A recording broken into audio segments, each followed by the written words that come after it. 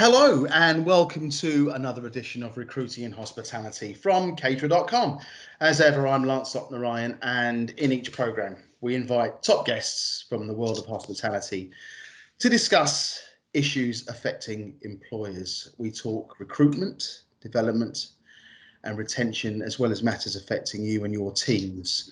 Now, today I'm delighted to have with me somebody who's having an amazing career.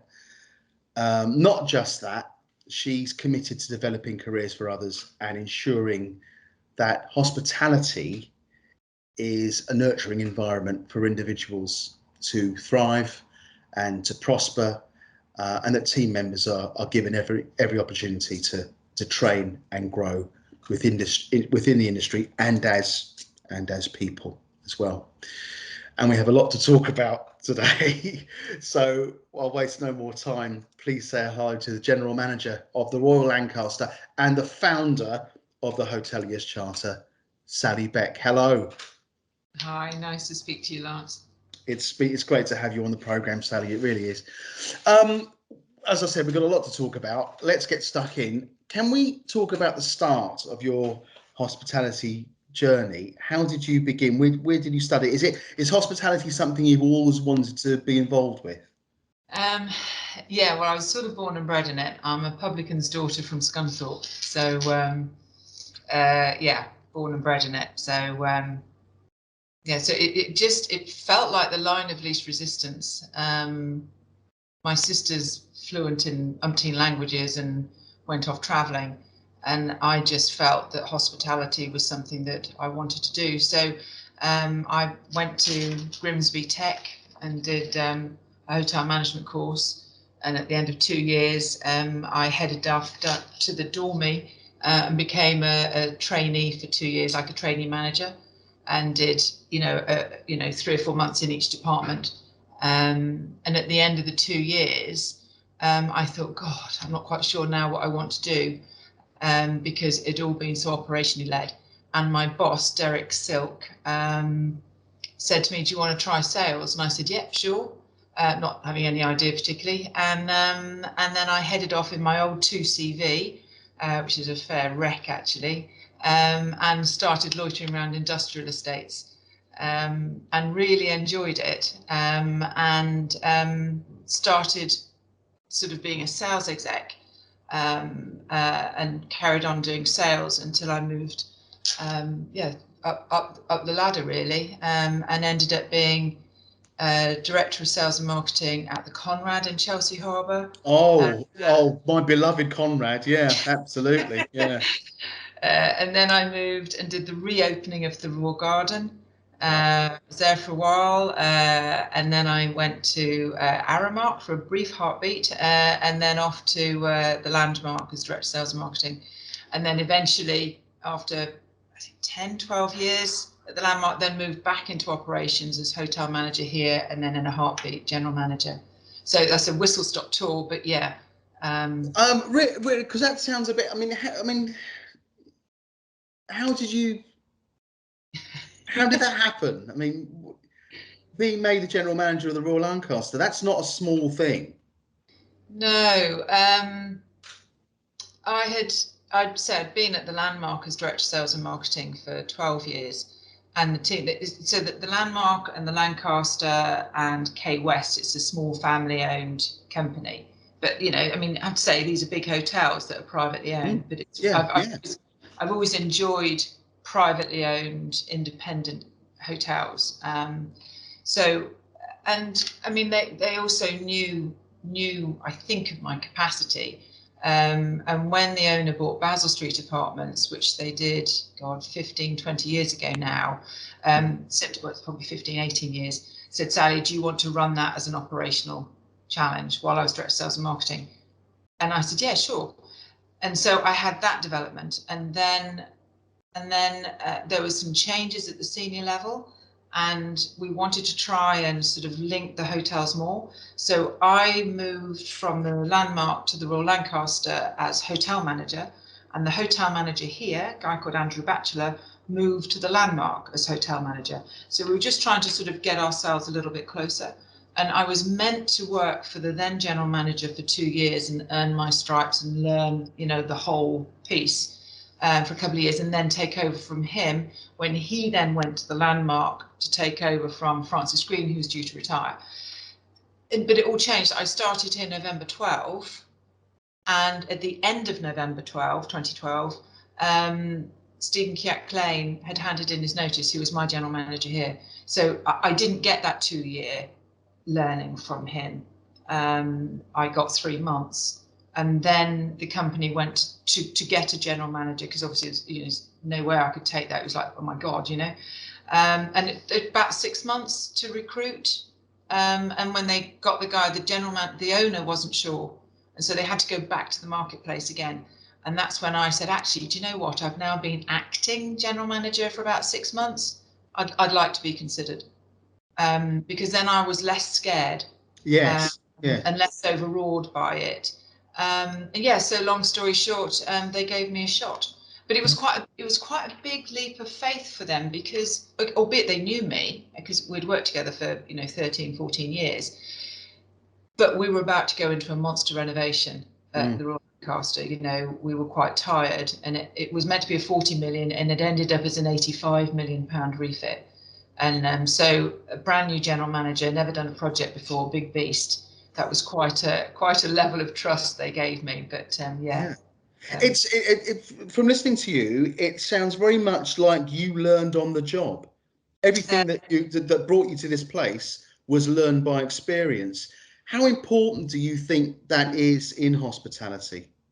Well, I think I'm pretty typical, but yes, I've learned on the job. I've learned from people around me, and I've gained my experience within my career. But I think that's the beauty of hospitality. Yeah, there's opportunity. You know, I think in our industry, too many people say we're lucky. I could say I was lucky. I'm not lucky. My values and my behaviours are in line all the time. I do work hard, and when you've got that combination, values and behaviours in line, and someone that works hard, opportunities open up to you. And I think that happens in hospitality all the time. Positive people with positive actions, constantly working well, opportunities open up, and then the world's your oyster. I'm a publican's daughter from Scunthorpe who didn't go to uni, who's running one of the best hotels in London. Absolutely. Yeah. You know, so I think it's typical in hospitality, but we don't shout about it enough. Right, we're going to get on to that, because that's another bee in my bonnet. Okay, from everything that you've learned, especially being at the Royal Lancaster, which is, like we've touched on, it's a major role. The Hoteliers Charter. Where did the idea for that spring from? It was sort of the result of a bit of a rant, actually. My eldest daughter was about 15, and she was in a comprehensive in Oxfordshire, and she wanted to come and do work experience at our hotel. So, you know, we'd set up, like, you know, 5 days to do, I don't know, a bit of food and beverage, a bit of pastry, because everyone loves pastry, housekeeping, you know, whatever. So we'd got 5 days lined up, and she was coming with a girlfriend of hers, also 15. But the girlfriend's mother, the week before, stopped her daughter coming, and she said, why would I want my daughter to be a servant? And I thought, wow, Jesus. And you know, how far do we have to go in our industry? And I had been given, or probably the highlight of my career, the you know, Hotelier of the Year award, and I had to do my acceptance speech. And I was looking, the Hotelier of the Year award had been going for 36 years, and I thought, in that 36 years, we still haven't moved forward in how we're perceived as an industry. And so my acceptance speech became a bit of a rant, where I was saying, you know, this mother, this 40-odd-year-old lady in Buckinghamshire has this opinion of our industry, and I felt we just needed to do more, you know, and do better. I feel that hotels generally do it better, and that hotels need a voice to say we're best in class within hospitality for careers and not just jobs, and that we should just shout about it. And people came to me and said, "Oh my God, Si, it's a great idea. Let's do it." And I'm an active member of the West London Hotel Association. And the day after I'd got my award, we happened to have one of our meetings, and we said, we need a charter. We need a bloody charter. And it's like, oh my God, we do. We need a charter. And that was it. And I then reached out to Kate Nichols, and I reached out to Mark Lewis from Hospitality Action, and a few people, and we just said, let's put 10 commitments down, and let's see what we can do with it, and it grew from there. Let's talk about that a little. Each point in the charter must have been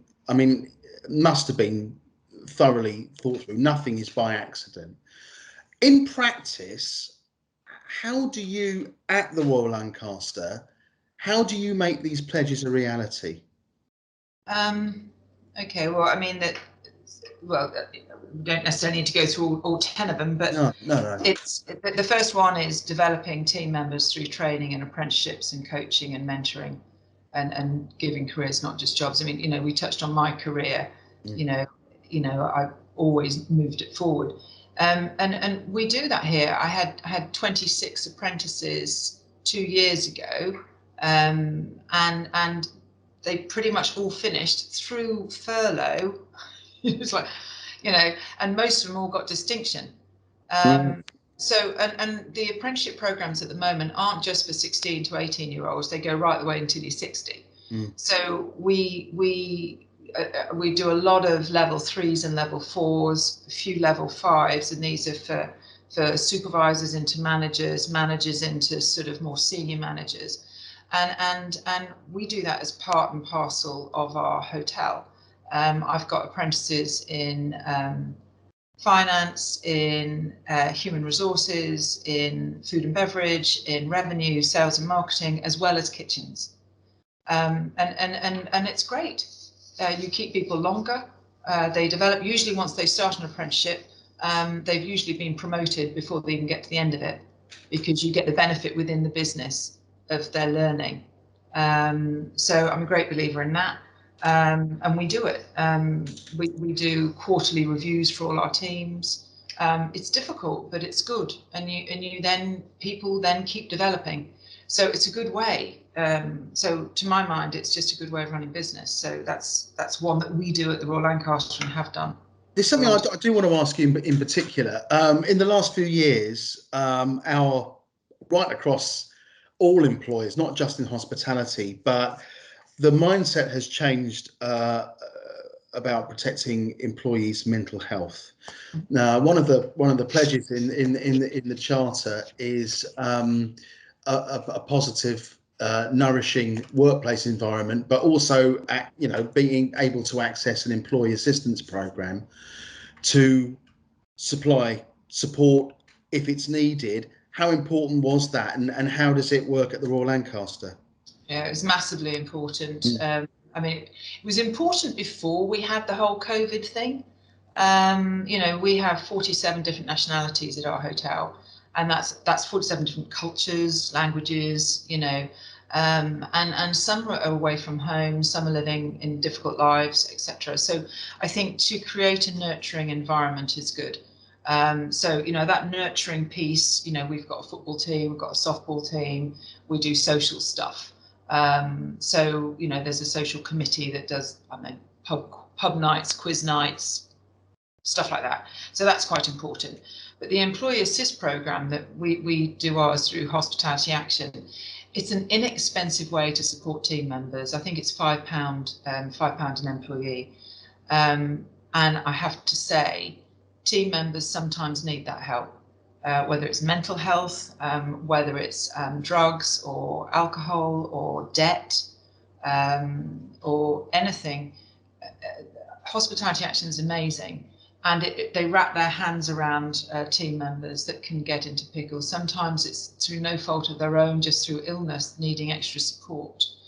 So these are just good practices that any good business should be doing, and all we've done is just write them down into 10 points, really.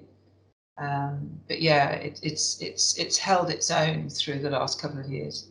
How many companies do you have on board as signed up to the charter? I think at the last count, it's about 500 hoteliers now. It's terrific. There's a team of people at the Hoteliers Charter that keep a whole track on it, because obviously I've got a big job here. Yeah. But yeah, and there's lots of support from the industry to help it self-fund and keep going, which is just great. And I think it's also creating a bit of glue between a lot of good things that happen in the industry, but sometimes don't get traction. So it's linking people together. I suppose the different things with the Hoteliers Charter, it's GMs. So it's 500 GMs that you can speak to. Whereas often it's not always GMs. It might be other people within the organisation. But I think it's the GM that drives the culture of the property. Yes. So it's them that need to sign up to say, yeah, they're committed to the points. Something I do want to ask you about, the Educators Forum. What is it? Yeah, it's basically all of us need to get closer to our feeder. Our feeder markets of employees comes through our colleges and our universities, and so in the charter you've got basically PACE, which is the colleges, the catering colleges across the whole of the UK. You've also got the universities for hospitality and travel and tourism, all linked there. And I mean, I used that network. For us, we were headquarters of UEFA for the recent Euros, Euro 2020. And I don't know whether you recall at that time, we were all coming out of some restrictions at that time. And we were all really struggling for staff, really struggling, because a lot of our Europeans had gone home. Obviously, the whole Brexit thing had gone on. Those with settled status were still staying in Europe because they weren't sure they were going to get full-time work. So there was a real need for some employment. And we were going from a 20% occupancy, which we'd been trundling along at for ages. And then we're going to have 3 weeks of 100% occupancy. And I just went straight to our local colleges,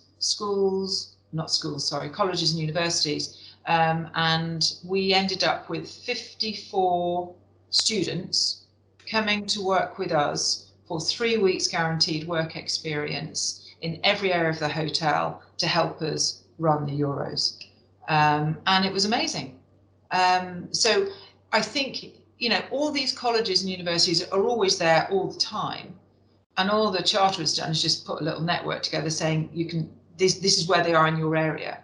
And we still work with our colleges now. We've got living work experience. We've got Tameside College in Manchester that sends us 3 students every fortnight working in frontline positions, and it's tied into their curriculum.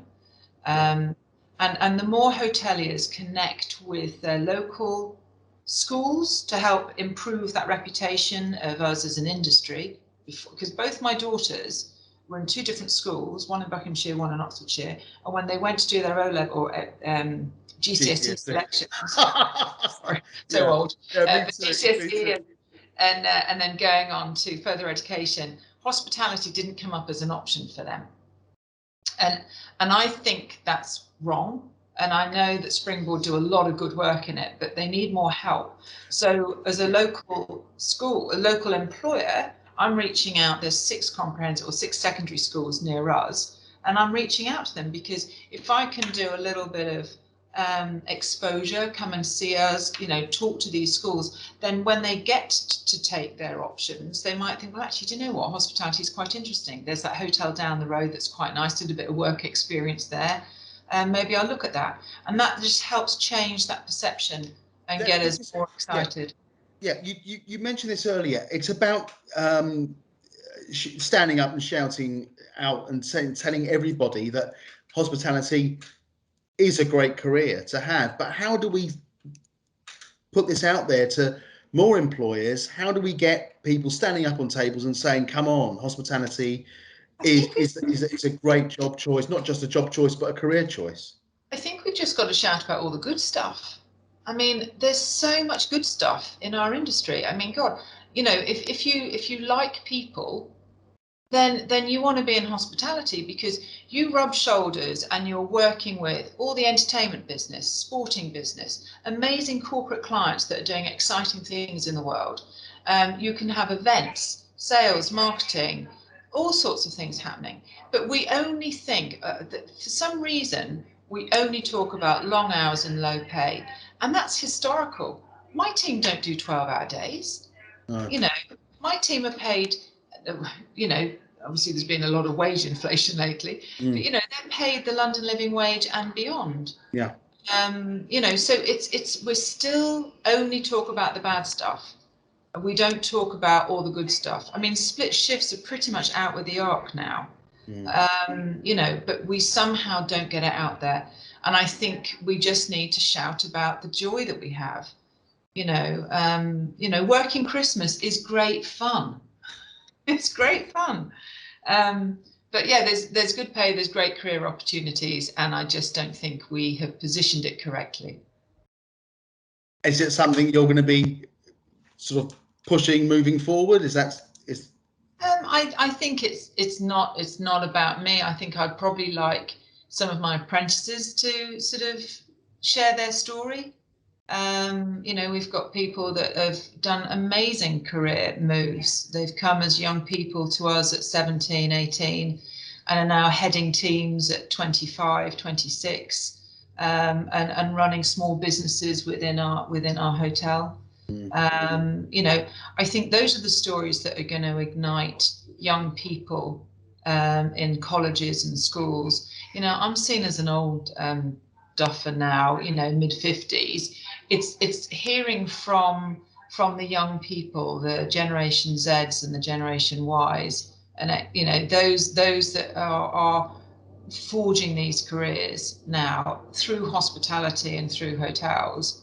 That's what's going to engage other young people to think, do you know what a cracking career. Brilliant. Sally, look, it's been a fantastic conversation. It really has. Is there anything exciting coming up at the Royal Lancaster? Do I need to be there for anything coming up soon? Let me think. Anything We coming up always in the have summer, something. maybe? Yeah, we always have something exciting going on.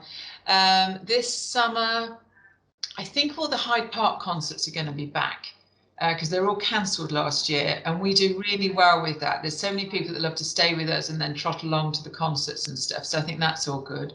I'm super excited that we've now just put in our own Thai massage treatment. We're a Thai-owned, family-owned by a Thai company. And so we've gone back to our heritage. So we can now have authentic Thai massages and all that. That's all quite new for us. But yeah, there's always something exciting going on here. So yeah, come over. Fantastic. Sally, it's been an absolute pleasure. Thank you so much for talking to me today. I just need to say, if you want to keep up with Caterer.com's Recruiting and Hospitality podcast, please follow us wherever you listen to podcasts. You can catch us on Twitter, on LinkedIn, on Instagram, and we're now on Facebook too. I'm Lancelot Narayan. Thank you very much to Sally Beck for talking to me today, and I'll catch you next time. Bye-bye.